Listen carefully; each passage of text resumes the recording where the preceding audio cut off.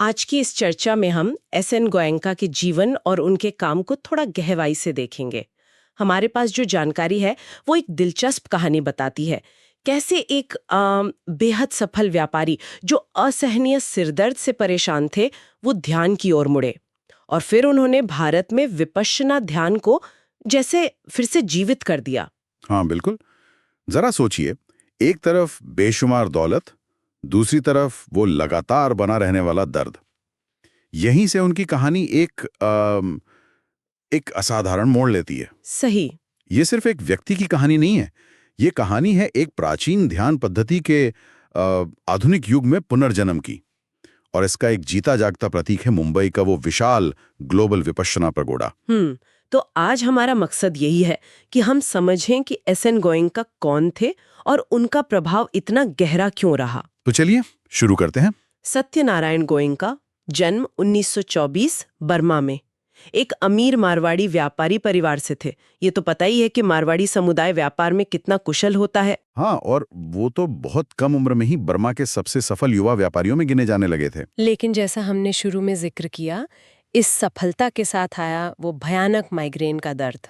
उन्होंने कई इलाज करवाए, पश्चिमी दवाएं, आयुर्वेद, कहते हैं मंत्र भी, सब आजमाया, पर कुछ फायदा नहीं हुआ। वो खुद कहते थे, मेरा शरीर तो अमीर था पर मन दुख में डूबा हुआ था। तो फिर बदलाव कैसे आया? बदलाव आया 1955 में।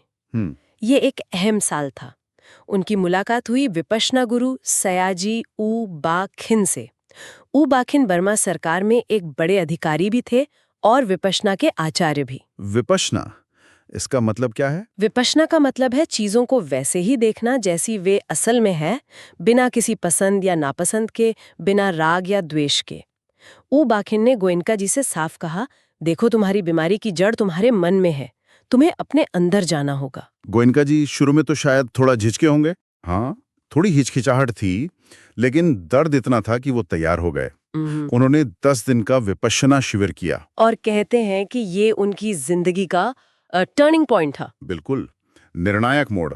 न सिर्फ वो भयानक सिरदर्द पूरी तरह चला गया, बल्कि उन्हें जीवन को देखने का, जीने का एक नया नजरिया मिला। उन्होंने बाद में कहा भी, 10 दिन में सिरदर्द तो गया ही, उससे बढ़कर मुझे जीना आ गया। कमाल है, 10 दिन में इतना बड़ा बदलाव। हाँ, इसके बाद उन्होंने 14 साल तक ऊ बा खिन के मार्गदर्शन में विपश्यना का गहरा अभ्यास किया, रुके नहीं।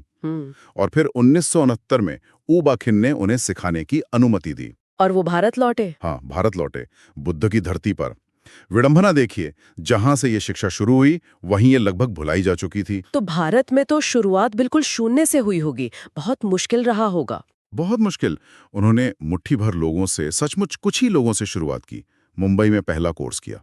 और सबसे अहम बात जो उनके काम को अलग बनाती है, वो था उनका सिखाने का तरीका। कोर्स हमेशा दान आधारित रहे, डोनेशन बेस्ड। दान आधारित मतलब कोई फीस नहीं? कोई फीस नहीं। उनका मानना था कि धम्म यानी प्रकृति का नियम, सत्य, ये अनमोल हैं, इसकी कोई कीमत नहीं लगाई जा सकती। ये जो दान वाला मॉडल था ना, ये अपने आप में क्रांतिकारी था। इसने शिक्षा को कोई कमोडिटी, कोई व्यापार बनने से रोका। और ये पक्का किया कि पैसा किसी के सीखने में रुकावट ना बने। बिल्कुल। शायद यही वजह है कि ये दुनिया भर में इतना फैला। और फिर तो लोग जुड़ते गए होंगे, हजारों की संख्या में। हाँ, देखते देखते हजारों लोग इस सीधी सरल लेकिन गहरी तकनीक की ओर खिंचे चले आए। फिर 1976 में इगतपुरी, महाराष्ट्र में धम्मगिरी की स्थापना हुई। हाँ, धम्मगिरी, ये तो अब हेडक्वार्टर्स जैसा है ना? बिल्कुल। ये वैश्विक विपश्यना आंदोलन का एक तरह से केंद्र बन गया। यहाँ सहायक शिक्षक तैयार किए गए और कोर्सेज को एक स्टैंडर्ड फॉर्मेट मिला ताकि शिक्षा की शुद्धता बनी रहे, पीढ़ी दर पीढ़ी वही मूल शिक्षा जाए। और फिर ये आंदोलन भारत से निकलकर पूरी दुनिया में फैल गया। हाँ, आज 60 से ज्यादा देशों में 100 से ज्यादा केंद्र हैं। उन्होंने हमेशा इसी बात पर जोर दिया कि भाई ये कोई धर्म या पंथ नहीं है। नहीं, बिल्कुल नहीं। ये सिर्फ मन को शांत करने का, खुद को अंदर से देखने का एक वैज्ञानिक तरीका है, आत्मनिरीक्षण की कला। बिल्कुल सही।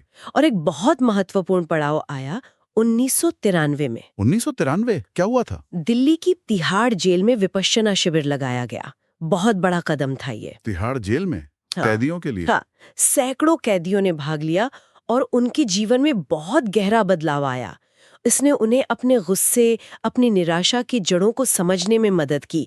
ये सिर्फ सजा काटना नहीं था, ये मन को बदलने की एक प्रक्रिया थी। इस पर तो शायद कोई डॉक्यूमेंट्री भी बनी थी। हाँ, डूइंग टाइम डूइंग विपश्यना बहुत मशहूर हुई और इसने दुनिया भर की जेलों में ऐसे कार्यक्रमों को प्रेरित किया। तो भारत में जड़ें मजबूत हुई, दुनिया भर में विस्तार हुआ।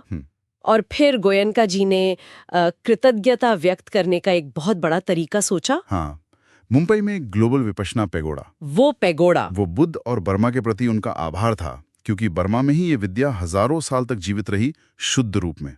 11 साल लगे उसे बनने में। और ये बिना किसी खंबे के खड़ा दुनिया का सबसे बड़ा पत्थर का गुंबद है। अच्छा, बिना खंभों के? हाँ, इसमें गौतम बुद्ध के वास्तविक अस्थि अवशेष रखे हैं और करीब 8000 लोग एक साथ बैठकर ध्यान कर सकते हैं। 8000 लोग? गोयनका जी इसे शांति और मैत्री का स्मारक कहते थे। गोयनका जी ने अपने जीवन में हजारों प्रवचन दिए होंगे, द आर्ट ऑफ लिविंग जैसी किताबें भी लिखी। हाँ, और उनकी ऑडियो वीडियो रिकॉर्डिंग आज भी दुनिया भर के विपश्यना शिविरों में इस्तेमाल होती हैं। अच्छा, ताकि शिक्षा की मूल भावना और तरीका बना रहे। बिल्कुल, शुद्धता बहुत जरूरी मानी गई। 29 सितंबर 2013 को 89 साल की उम्र में उनका निधन हो गया। हाँ, और सबसे अहम बात यह है कि उन्होंने खुद को कभी कोई गुरु या कोई संत जैसा नहीं दिखाया। वो एक आम गृहस्थ थे, एक व्यापारी, जिन्होंने अभ्यास से, अनुभव से सत्य को जाना और फिर उसे बिना किसी लाग लपेट के निस्वार्थ भाव से दुनिया के साथ बांटा। उन्होंने अपने पीछे कोई पदवी नहीं छोड़ी, कोई उत्तराधिकारी घोषित नहीं किया, कोई संगठन का ढांचा नहीं बनाया, बल्कि सैकड़ों सहायक शिक्षक तैयार किए जो उनके काम को आगे बढ़ा रहे हैं। तो अगर हम संक्षेप में कहें तो उन्होंने कोई धार्मिक साम्राज्य नहीं बनाया। नहीं, बिल्कुल नहीं। बल्कि बुद्ध द्वारा सिखाए गए मुक्ति के एक भूले हुए रास्ते को फिर से सबके लिए खोल दिया, चाहे कोई किसी भी धर्म का हो, जाति का हो, देश का हो, सबके लिए सुलभ। हाँ, बिल्कुल। और यहाँ एक सोचने वाली बात यह भी उठती है कि कैसे एक व्यक्ति